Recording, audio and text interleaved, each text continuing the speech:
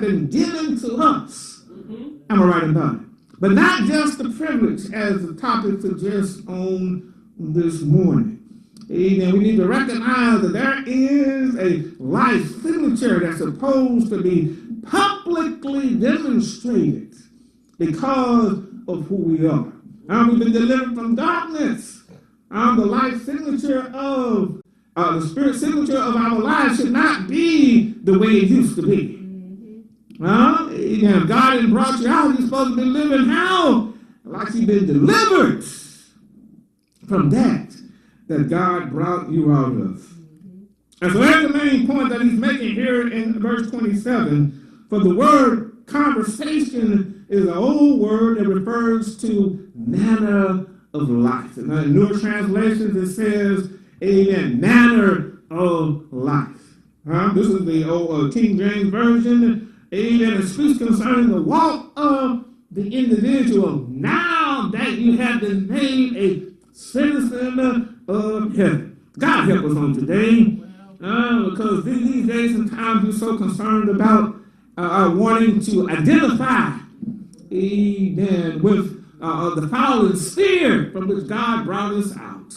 Listen, when God brought Israel out of Egypt, God didn't tell them y'all continue to live like you learned back there down in Egypt. He gave them a manner of life, and he gave them, amen, the mandate how they're supposed to live now that they have become a part of him. Am I right about it? Citizenship is a very important thing.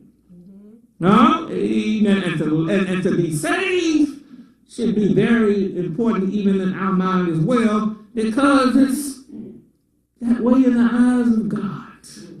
He's going to deal with, he has dealt with us, and he is dealing with us, and he will deal with us very different from how he's dealing with everybody else in the world. Come on, follow me here on this morning. Even Paul was explaining unto them what he had come to understand concerning his walk now that God had saved him. His life has gone through a very dramatic transformation since the day that he met the Lord on the road to Damascus. He had a certain mentality. He was following a certain aim with respect to his life until he came to know about the living Lord to whom he thought he was going to crucify. To even say, Saul, Saul, and then called out to him and let him know that you're not going to be victorious and triumphant in your efforts. Come to recognize that the person that he's trying to stamp out was a person that was sovereign, even over his own life. And he went through years, everything in this fall in place. Now, when the Jesus introduced himself, everything changed. Because when he finally got down to Damascus, he wasn't hauling nobody out from jail anymore. He became a proclamation of, amen, the message of life.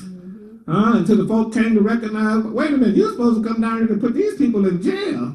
But what you're doing now is proclaiming the same message they've been proclaiming in the public forum. Amen. Those who were once his friends instantly became his enemies. Am I right about it? Because he changed sides when God delivered him. Don't y'all know we've changed sides? I'm supposed to live like we've changed sides. Right. I'm supposed to stand fast and let our life be a living testimony to the fact that we have changed sides. God ain't calling us to live, amen, different in public than we are in private. Here, matter of fact, he's highlighting for them that they must continue to let their life testimony, amen, be a public witness to those who are still in darkness. When Paul was there with Silas, amen, they stood out like a sore thumb because of the course and direction of their life. So he ain't telling them something they had not seen. He's just reminding them this is the model, reminding them this is the pattern that must be followed if we are to live or to have a worthy spirit-like signature, amen, that can be known by those round about us.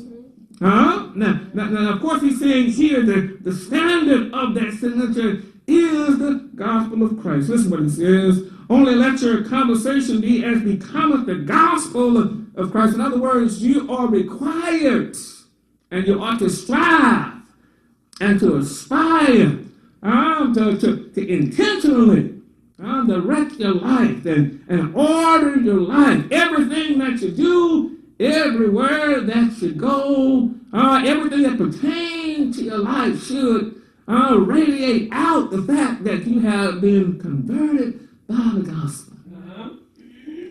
You're like trying to be like nobody else, but who? Nobody but Jesus. What did he say? The gospel of Christ.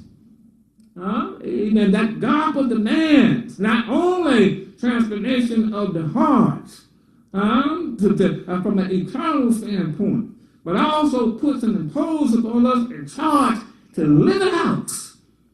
Because if you're saying in one thing and living another kind of way, you are invalidating that you're claiming. What did Jesus say? Why call ye me Lord, Lord, and do not the things which I say? Do I have a witness on this morning? That's what the Lord said. Am I right about it? All right. And in this day and time, that you see the label everywhere. Even the president talking about he's on the Christian side. Yep. Am I right about it? That devalues. Yeah. Don't take my name and put it on something that ain't worthwhile. The gospel is something that we as the people of God should always highly esteem, but not just from a formal standpoint. As we were saying in the message during the funeral service, everybody knows John 3 and 16. But what does that really mean when it comes to your life? What does that really mean when it comes to your soul? The Bible let us know that it's going to be spread around.